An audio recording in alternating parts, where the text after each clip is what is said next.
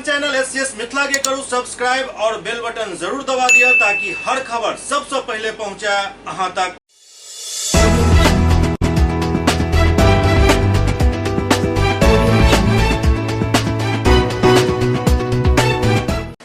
नमस्कार, अहाँ सब देख रहा छी एससीएस न्यूज। हम छी कमलेंद्र झा और खबर के शुरुआत करी और सबसे पहले बात करी दू भाग में विभक्त मिथिला के एकीकरण के जे आय रेल के माध्यम से भी भ गेल, सड़क के माध्यम से पहले ही भ चुकल छल और आब सहरसा तक रेल परिचालन के शुरू क रेल मंत्री अश्विनी वैष्णव आई मिथिला के एक क देलनि। दरभंगा सहरसा सीधी रेल परिचालन प्रारंभ भ गेल। शनिवार के झंझारपुर निर्मली आसनपुर कुपहा तक आमान परिवर्तन के बाद आई नव रेलखंड के केंद्रीय रेल मंत्री अश्विनी वैष्णव नई दिल्ली से वीडियो कॉन्फ्रेंसिंग के जरिए लोकार्पण केलनि। ओ डीएमयू ट्रेन के हरी झंडी दिखाकर झंझारपुर से सहरसा के लिए रवाना केलनि। आई कार्यक्रम में रेल संबंधी अस्थायी समिति एवं रेल मंत्रालय परामर्शदात्री समिति के सदस्य सह दरभंगा सांसद गोपाल जी ठाकुर वर्चुअल रूप में सम्मिलित भेला। कार्यक्रम के पश्चात गोपाल जी ठाकुर कहलें जे एहि लोकार्पण के साथ ही 88 वर्ष से दू भाग में विभक्त मिथिला रेल नेटवर्क से सीधा जुड़ गेल। आई के दिन मिथिलावासी के लेल एक ऐतिहासिक दिन अछि। सांसद कहलें जे 9 दशक बाद मोदी जी के कार्यकाल में निर्मित कोसी रेल महासेतु के माध्यम से दू भाग में विभक्त मिथिला अब रेल मार्ग से एक भेल हन।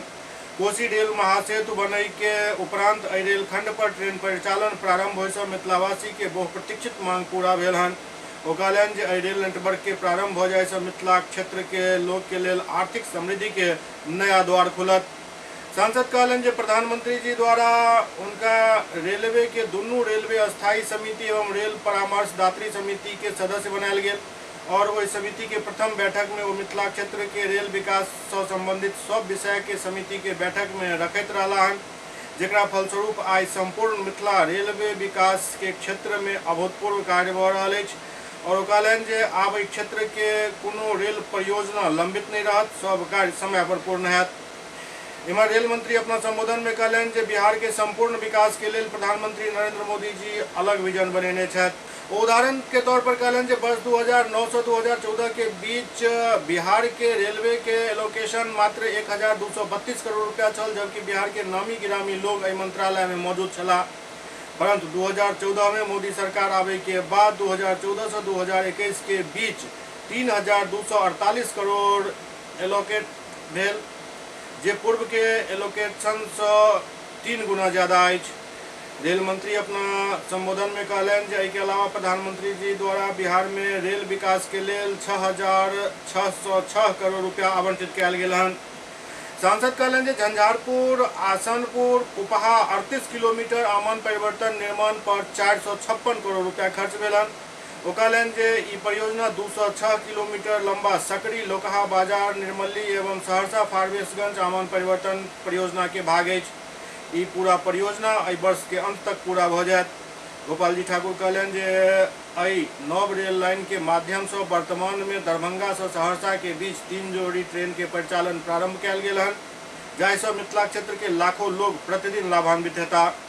गोपाल जी ठाकुर कहलनि जे पिछला 9 दशक से दू भाग में विभक्त मिथिला के कोसी रेल महासेतु के माध्यम से जोड़कर एक करे है तो हम प्रधानमंत्री नरेंद्र मोदी जी एवं रेल मंत्री अश्विनी वैष्णव जी के 8 करोड़ मिथिलावासी के तरफ से धन्यवाद ज्ञापित करे छी।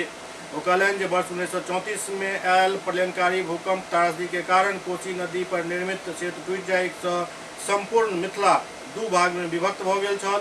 एहि सेतु के टूटि जाय से समस्त मिथिलावासी के लेल एक अभिशाप ई बनि गेल छल और लोग अपना परिजन से बिछड़ कर जीवन जीवे के लिए मजबूर भ गेल छला।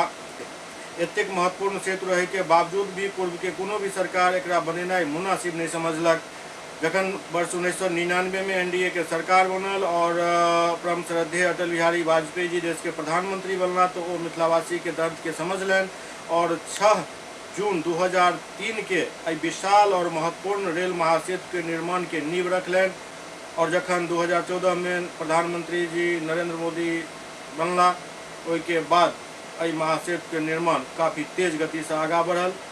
सांसद गोपाल जी ठाकुर रेल महासेतु के नाम पूर्व प्रधानमंत्री अटल बिहारी वाजपेयी के नाम पर करे के मांग केलन। ओ कहलनि जे हुनका प्रति ई सच्ची श्रद्धांजलि है।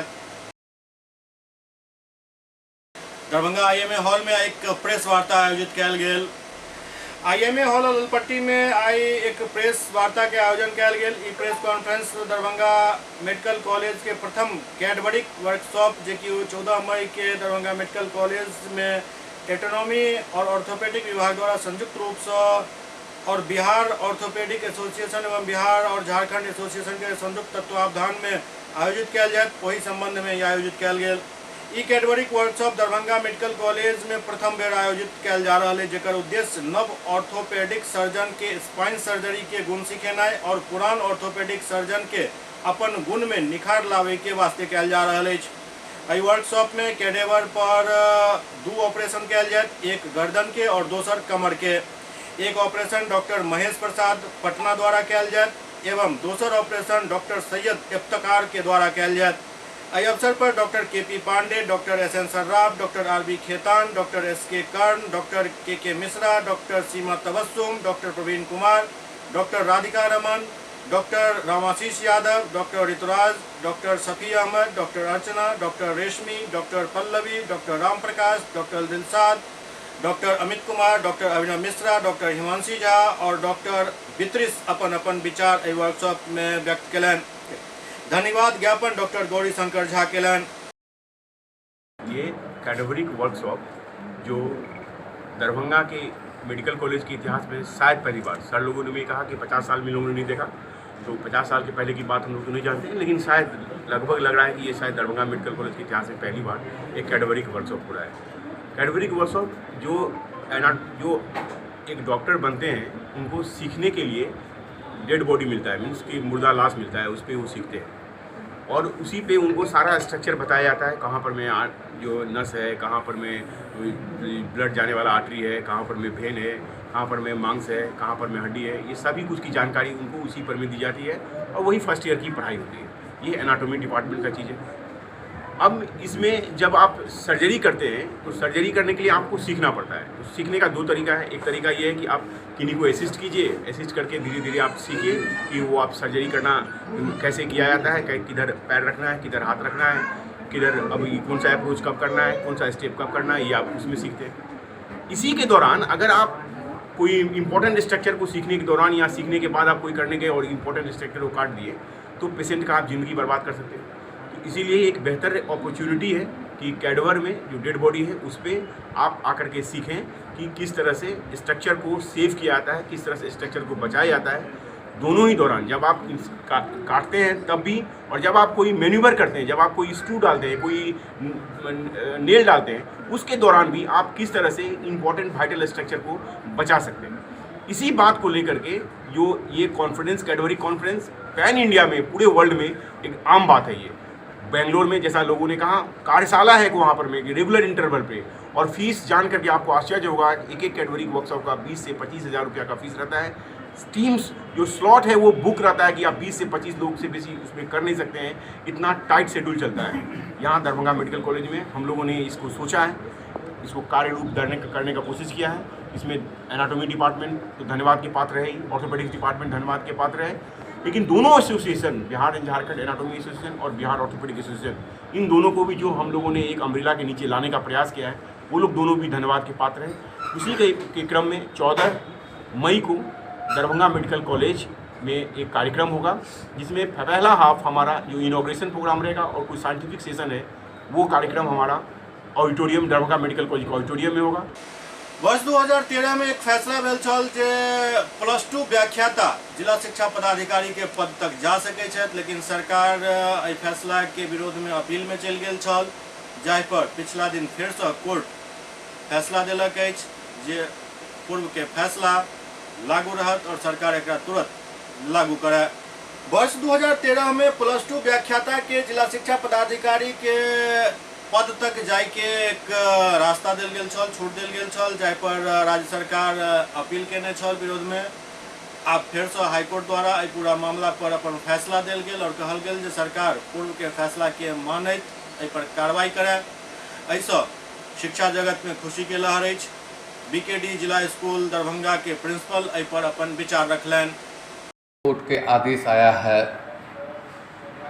जो हाई स्कूल के प्रधानाचार्य भी जिला शिक्षा पदाधिकारी के पद पर जा सकते हैं, क्या मामला है?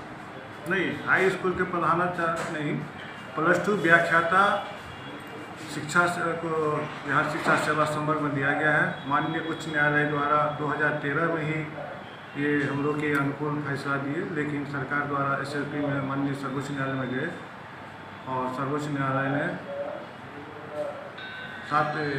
5 तारीख को उसको खारिज कर दिया, यह कहते हुए कि आप लोग अपने पदाधिकारी को खुश करने के लिए इस तरह का केस करते हैं और 6 महीना का समय दिया है कि इन लोगों को अपने जो माननीय उच्च न्यायालय का जो आदेश है उसको हूबहू लागू किया जाए। इसमें आपके कितने व्याख्याता का इसकी लाभ मिलेगा? इसमें तो करीब 90% व्याख्याता सेवानिवृत्त हो चुके हैं, लेकिन नियुक्ति की तिथि से उन लोगों को लाभ मिलेगा। कार्यरत में करीब 30-35 अभी व्याख्याता पूरे बिहार में कार्यरत हैं, उनको निश्चित रूप से इससे लाभ मिलेगा। इसका भविष्य में भी आपको भी लाभ मिल सकता है? निश्चित रूप से बिहार शिक्षा माननीय उच्च न्यायालय और सर्वोच्च न्यायालय के द्वारा +2 व्याख्याता को बिहार शिक्षा सेवा संवर्ग प्रदान कर दिया गया है और सरकार के स्तर से जब नोटिफिकेशन हो, ये अलग बात है। दरभंगा के बढ़िया पुलिस अधीक्षक अवकाश कुमार एक अपराध गोष्ठी के आयोजन कलन, जाहिमे कई तरह के दिशा निर्देश दिलन। बढ़िया पुलिस अधीक्षक अवकाश कुमार अपराध गोष्ठी के आयोजन कलन। अपराध गोष्ठी में तमाम थाना प्रभारी और बढ़िया पुलिस पदाधिकारी सब मौजूद चला। इस दौरान साइबर क्राइम पर SSP द्वारा कई दिशा निर्देश दिल गए। वो कहलन जे साइबर क्राइम होए पर तुरंत FIR दर्ज किया जाए और तय सीमा के अंदर पीड़ित व्यक्ति के पैसा उनका खाता में वापस करे की व्यवस्था किया जाए। यदि इनमें कोनो लापरवाही बरतल जाए तो संबंधित पदाधिकारी के खिलाफ कार्रवाई हो सके। जब ठगी हुई है उसके साथ तो शुरू से 24 घंटे बहुत इम्पोर्टेंट है। उतने में अगर बैंक को रिपोर्ट कर देता है RBI के हिसाब से उसको पैसा मिल जाता है, उसकी गलती है तब भी कुछ पैसा उसको वापस मिल जाए। अगर मान लीजिए हम किसी को अपना OTP पिन सब कुछ बता दें तो गलती तो मेरी है, लेकिन हम 24 घंटे के अंदर बता देंगे तो कुछ पैसा हमको मिल जाए, क्योंकि हम शिकार हुए ना 400 किसी का शिकार है। लेकिन उसको आप FIR के लिए दौड़ाते रहिएगा तो तुम्हारा घर तो बॉम्बे में बैंक है, तुम्हारा बॉम्बे जाकर केस करो, यहाँ केस हम नहीं करेंगे। वो उसको फिर पैसा भी नहीं मिलेगा और वो लीगली भी गलत है। साइबर क्राइम के लिए ऐसा नहीं है कि मेरा बैंक के ब्रांच यहाँ पे है तो हम कुशेश्वर स्थान में केस नहीं करेंगे, हम वहाँ पे वहाँ फोन आया तो हम वहीं पर केस करेंगे। SCS न्यूज में अखन वक्त हो रहा है एकटा ब्रेक के बाद समाचार सिलसिला जारी है। Global health care and diabetes research centre, जो बिहार में पहला अंतर्राष्ट्रीय तकनीक एवं आधुनिक सुविधाओं से लैस सुपर स्पेशलिटी डायबिटीज केंद्र है, जहां एक छत के नीचे डायबिटीज से संबंधित सारी सुविधाएं मौजूद हैं, जैसे कि diabetes heart care, diabetes eye care, diabetes neuro care, diabetes foot care, diabetes pharmacy और डायबिटीज प्रयोगशाला। पता जीसस एंड मैरी स्कूल के पास, रहमगंज, दरभंगा, बिहार। एक ही जगह एक ही छत के नीचे दांत, मुंह और जबड़ा के संपूर्ण समस्या के इलाज 9 विभाग के विशेषज्ञ डॉक्टर द्वारा किया जाइत अछि। 3 दशक से भी अधिक से अहाँक सेवा में तत्पर बिहार के गौरव Mithila minority dental college and hospital, Ekmi Ghat, Darbhanga. एतो सुबह 9 बजे से शाम 4 बजे तक हर दिन दांत, मुंह और जबड़ा से संबंधित समस्या के इलाज किया जाइत अछि। अधिक जानकारी के लिए कॉल करो 9832 760000 पर। Hotel grand SM residency, A home away from home. 35 well equipped room यहाँ उपलब्ध है, जिसमें मॉडर्न एमिनिटीज और फैसिलिटीज उपलब्ध है। यहाँ 24 घंटा गर्म और ठंडा पानी उपलब्ध। विद्युत आपूर्ति में कोई कोताही नहीं। फ्री वाईफाई, लॉन्ड्री और कई अन्य फैसिलिटीज इस होटल में उपलब्ध है। Hotel grand SM residency ISO certified है। हमारा पता है SM plaza, Mirzapur Chowk, station road, Darbhanga.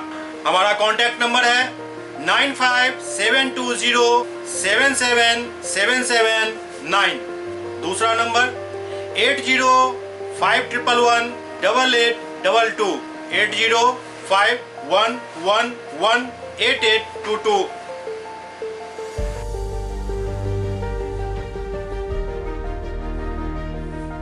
हमारे यहाँ अदर यूनिट्स हैं। स्वादिष्ट family restaurant, free home delivery facility available. Contact number 9572077779। 7773। दूसरा number 7766912120।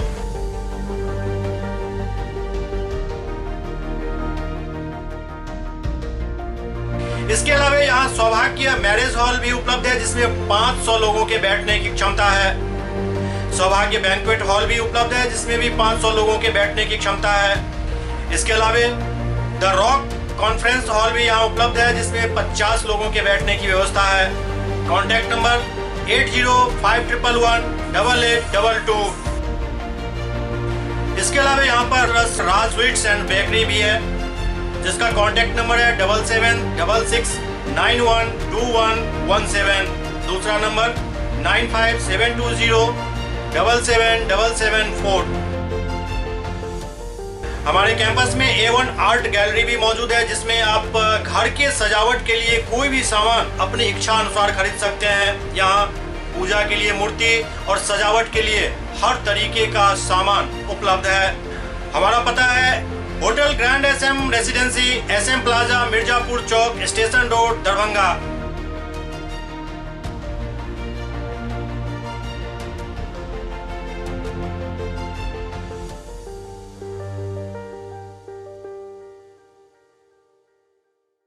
Doctor RLR public school CBSE curriculum गुणवत्तापूर्ण शिक्षा को प्राथमिकता, सेल्फ कॉन्फिडेंस को बढ़ाना हमारा मकसद है। सामाजिक कार्यों के प्रति सजग। स्कूल में कड़ाई से CCE पैटर्न CBSE पाठ्यक्रम के द्वारा लागू है। यहाँ ई-लाइब्रेरी की सुविधा उपलब्ध है, कंप्यूटर लैब की सुविधा उपलब्ध है, उन्नत लेबोरेटरी की सुविधा उपलब्ध, स्मार्ट क्लास की पूरी व्यवस्था यहाँ उपलब्ध है। छात्र छात्राओं को स्कूल तक लाने और घर तक पहुंचाने के लिए ट्रांसपोर्ट की व्यवस्था उपलब्ध है। हमारे यहाँ अनुशासन का विशेष स्थान है। स्वस्थ वातावरण को जागृत रखने के लिए स्वच्छता पर विशेष ध्यान दिया जाता है। शिकायत और सुझाव को प्राथमिकता के आधार पर लिया जाता है। हमारा पता है डॉक्टर RLR पब्लिक स्कूल, सदर थाना road, Darbhanga. Pin code 846009। Mobile number 9430827387 9835257788। Bombay kulfi, देश का जाना माना बॉम्बे कुल्फी अब दरभंगा में। यहाँ उम्दा क्वालिटी की सभी डिलीशियस आइसक्रीम उपलब्ध है। यहाँ कुल्फी स्टिक जिसमें मलाई, अल्फांसो मैंगो, पिस्ता, स्ट्रॉबेरी, पान मसाला शामिल है। बॉम्बे कुल्फी स्पेशल में फैमिली पैक, कुल्फी सेक, फालूदा, रंगीला 4-in-1 उपलब्ध है। यहाँ बैठकर खाने की सुविधा उपलब्ध है। तो देर न करें, परिवार सहित पधारें और बेहतरीन स्वाद का आनंद जरूर लें। हमारा पता है बॉम्बे कुल्फी नियर इंदिरा चौक, मिर्जापुर, दरभंगा।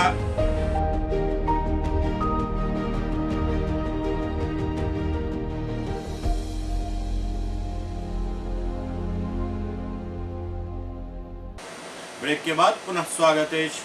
दरभंगा जिला के निजी विद्यालय संचालक साहब आई अपन एक मांग के लऽ कऽ जिला स्थापना कार्यालय पहुँचला, जाहिठाम सब मांग केलनि जे सरकार द्वारा जे हुनका सबके 25% गरीब छात्र के नामांकन ले के लेल जे प्रावधान कयल गेल अछि ओहि के रूप में हुनका सहायता राशि देल जाइत अछि, लेकिन पिछला कई वर्ष ई सहायता राशि हमरा सबके प्राप्त नहि भेल हन, जाहि के लऽ कऽ सब पदाधिकारी से वार्ता केलनि। हुनका सबके मांग अछि जे यथाशीघ्र हुनका सबके ई पैसा निर्गत कयल जाय।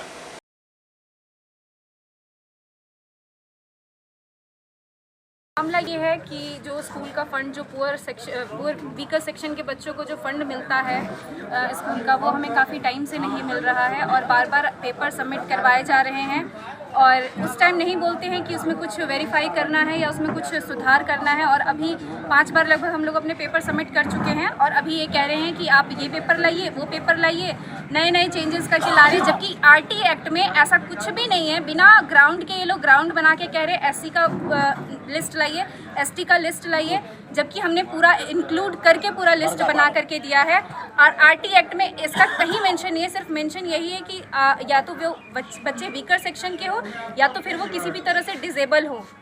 और ये मैम अपना अलग अलग से ग्राउंड बना रहे हैं, तो हम इसी के लिए आए हुए हैं और बार बार प्रयास कर रहे हैं कि स्कूल का फंड जल्द मिले। आरटी की राशि आई है जिसका मांग किया गया था, यहाँ से 66 स्कूल की राशि आई है। वर्गवार जो है सो यहाँ से सभी स्कूल जमा करते हैं। बहुत सारे स्कूल हैं रजिस्टर्ड, लेकिन सभी स्कूल एडमिशन लेते नहीं हैं। कुछ जो बी ग्रेड का स्कूल है, ए ग्रेड के स्कूल लेते ही नहीं है नामांकन। जो बी ग्रेड के स्कूल हैं वो नामांकन लेते हैं। जो गरीब स्कूल है, जो छोटा स्कूल है, जो आज कोरोना काल में मरमाहित हो रहा है, उसकी जो राशि आई हुई है 17-18 को, उसका जो है सो एसएसएफ डीपीओ और वहाँ के एपीओ और डाटा ऑपरेटर को घोट घाट कर करके वो बंदर बांट करवा रही हैं उस पैसे को, और उसमें 1 साल के बच्चे की राशि दिया जा रहा है, जबकि हर स्कूल का जो भी 66 स्कूल है उसका 2 साल 3 साल 4 साल का राशि होना चाहिए।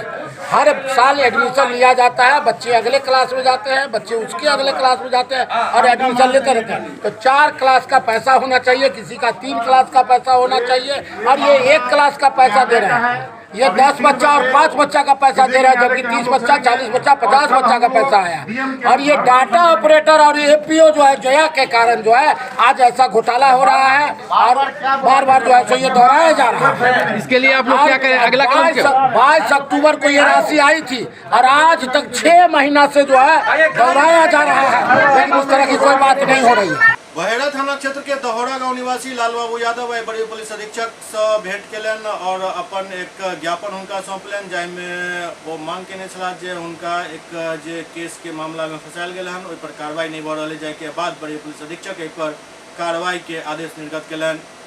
बहेड़ा थाना क्षेत्र के दहोड़ा गांव निवासी लाल बाबू यादव आई बड़ी पुलिस अधीक्षक कार्यालय पहुंचला, जहां एक आवेदन दिलन। आवेदन के बाद बड़ी पुलिस अधीक्षक संबंधित थाना के निर्देश दिलन हन, जाहिमे वो कहलन जे पर्यवेक्षण के आवेदन प्राप्त भेल हन। 1 सप्ताह के अंदर पर्यवेक्षण को पर्यवेक्षण टिप्पणी कार्यालय के उपलब्ध करायल जाए। अधीक्षक और आईजी साहब की फरियाद लगाए। हाँ, आईजी से मिले, एसपी से मिले होंगे ही ना। हम एसपी से मिले, एसएसपी से मिले, आईजी साहब से मिले, डीएसपी साहब से मिले, लेकिन मुझे कहीं भी न्याय नहीं मिल रहा। मेरा बेटा जेल में बंद है और क्या नाम है आपका? लाल बाबू यादव। दरभंगा में जाम के समस्या तो आम बात है, लेकिन कखनो काल के स्थिति एहन होते जे नगर निगम के गाड़ी पीक आवर में कचरा उठावे के लिए पहुँच जाइत अछि और जहाँ सड़क संकरा अछि ओहिठाम जाम के समस्या उत्पन्न भ जाइत अछि। एहने एक संकरा सड़क वाला जगह अछि पंडासराय, जतऽ घंटों आइ जाम लागल रहल।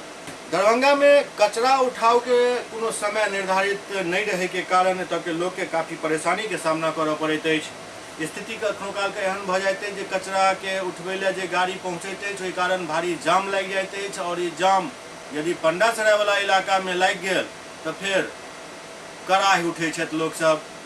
चिलचिलाती धूप और गर्मी में जखन ई जाम में लोग फंसि जाइ छथि तो हुनकर की स्थिति होइत हैत एकर अंदाजा लगेनाइ बहुत आसान अछि। आइयो यह स्थिति पंडासराय में उत्पन्न भ गेल छल, जाहि कारण लोक सब काफी परेशान भेला।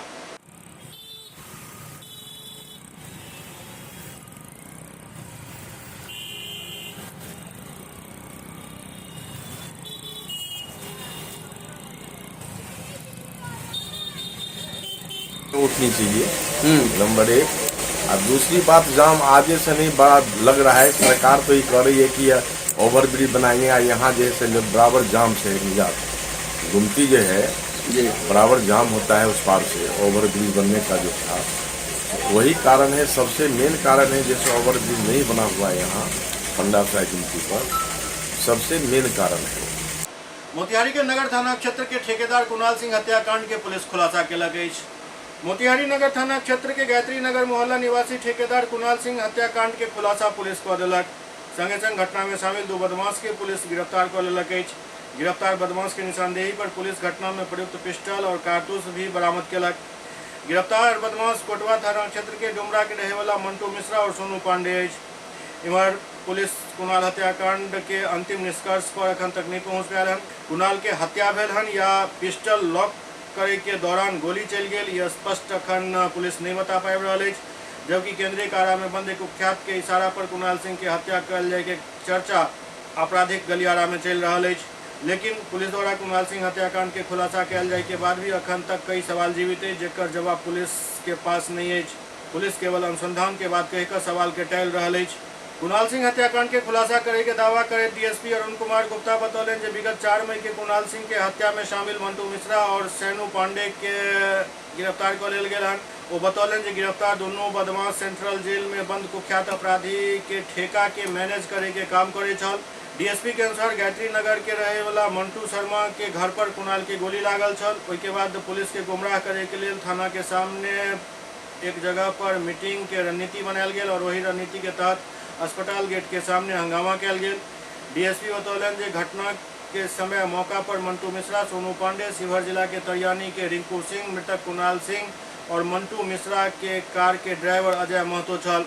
डीएसपी बतौलन जे घटना में प्रयुक्त हथियार 2 जिंदा कारतूस और एक खोखा बरामद कयल गेल हन। एहि सबके बीच जानकारी जे मिल रहा है जे विगत 4 मई के दिन दहाड़े कोटवा बालू टोला के रहे वाला ठेकेदार कुणाल सिंह के हत्या गायत्री नगर में भेल छल।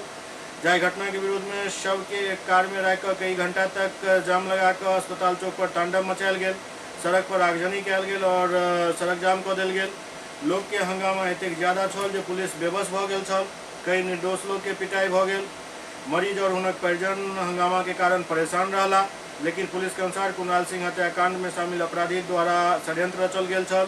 एम्हर परिजन द्वारा दर्ज करायल गेल प्राथमिकी में नामजद कयल गेल चिकित्सक दंपति के भूमिका पर भी पुलिस कोनो स्पष्ट जानकारी नहीं दऽ पायल। बावजूद है कि कुणाल सिंह हत्याकांड में पुलिस थ्योरी गिरफ्तार अपराधी के स्वीकारोक्ति बयान बतायल जा रहा है और पुलिस एहि मामला में अनुसंधान के बाद कहकर टाल रहा है। पिछले 4 मई को कुमार सिंह जो कोटवा के रहने वाले हैं और गायत्री नगर में रहा करते थे, उनकी हत्या हुई थी।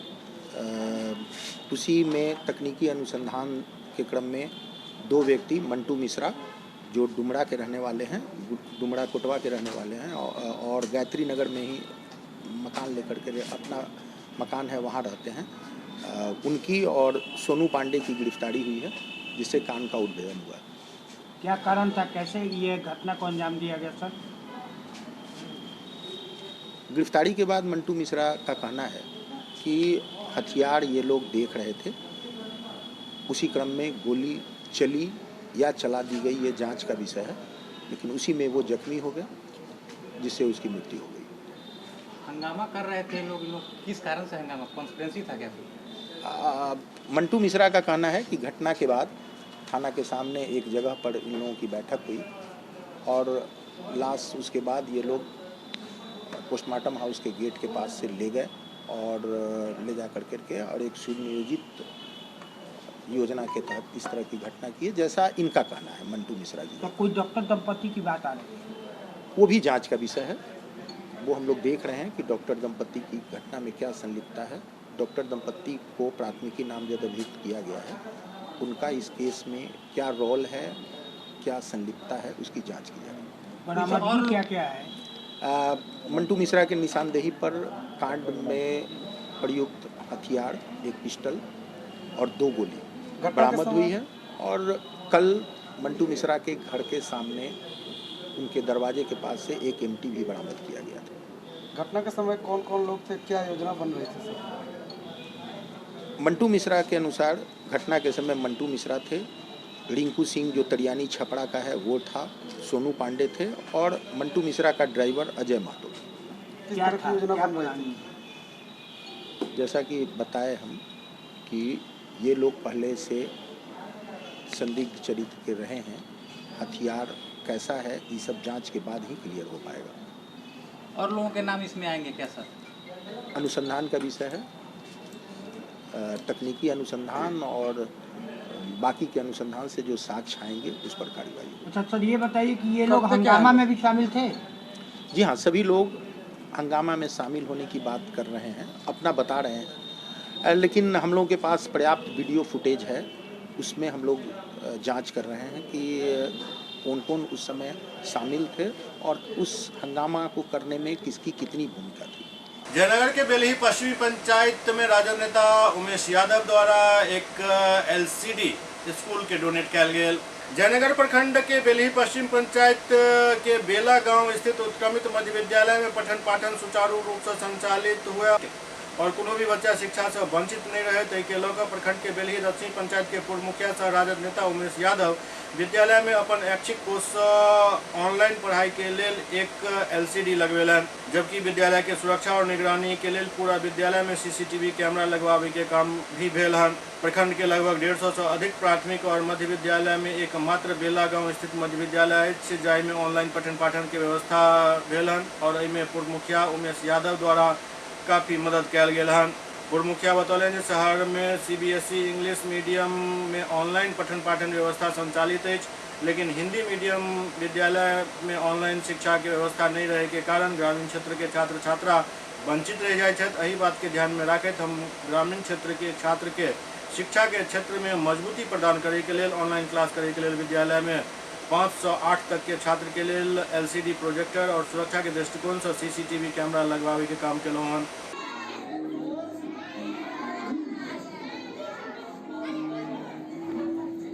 प्रथम तो उस स्कूल में हमने देने के लिए तो बहुत चीज ठाना था, और फिलहाल में बिहार में जो खास करके